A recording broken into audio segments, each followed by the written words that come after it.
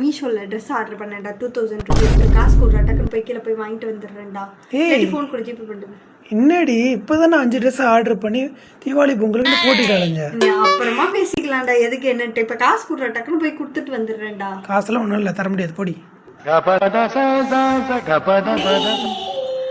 காசு கொடுக்க மாட்டியா பாலகா?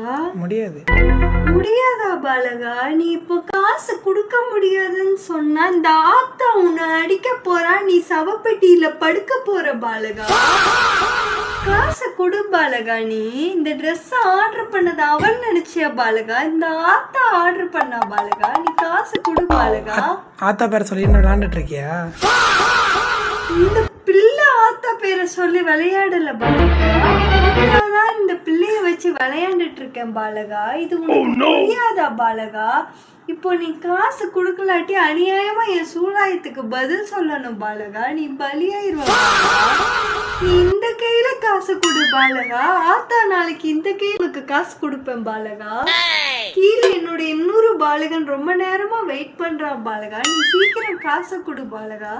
இல்ல ஆத்தாவோட அநியாய கோபத்துக்கு நீ ஆளாயிருவ பாலகா. தர முடியாது போடி.